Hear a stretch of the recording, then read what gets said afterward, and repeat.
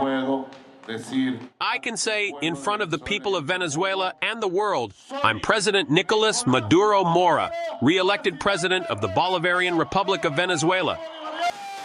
With about 51% of the votes, the Venezuelan Electoral Authority has announced the victory of President Nicolas Maduro, allowing him to stay in power for another 6 years. The party of the former dictator Hugo Chavez has been in power for the last 25 years, but the results were not accepted by all. What happened during today's polling day was a violation of all the rules, to the point that the majority of electoral registers have still not been handed over. Our message of reconciliation and peaceful change still stands. We are convinced most Venezuelans also want this.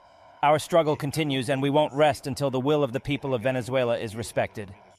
The opposition has claimed that their candidate, Edmundo Gonzalez, has won the election with 70% of the vote. The election was also contested by many groups across Venezuelan society, who see it as another fraud to keep the authoritarian government in power. I want to be in my home. I want to be in my country. This is not fair. It's not fair. I wanted a free Venezuela. This was our last hope, and they took it from us because Maduro is a dog and he won't let go of power.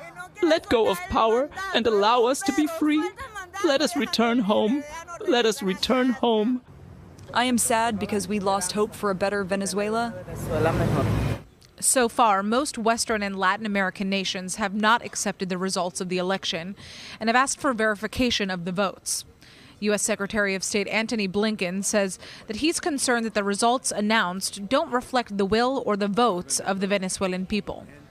Venezuela broke ties with Israel in 2009, with then President Hugo Chavez condemning and cursing Israel and declaring support for Palestine. If a new government is formed, a new hope for the rekindling of relations is expected. Once Venezuela recovers the democratic track, which means Maria Corina Machado will be with her new government, after the U.S., she will immediately renew the relations with Israel.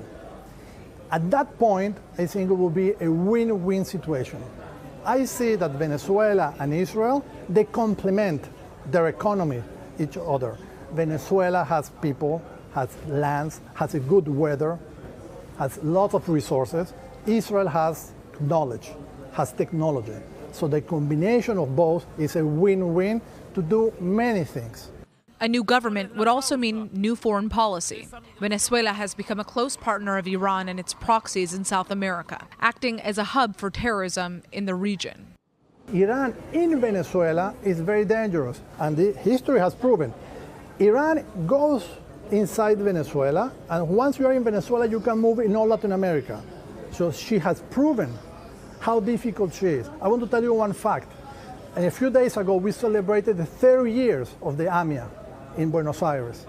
Okay? The director of the Mossad told me directly that the people that did in the AMIA, they left Venezuela. There's an island called Margarita. They left there and they went. So Venezuela is a gateway to all Latin America. That's very dangerous. This is not the first time the election was contested. In 2018, opposition candidate Juan Guaido said that the elections were fraudulent and declared himself president. He was recognized by the U.S. and the European Union, but had to leave the country in fear of arrest, and he's disappeared from public life.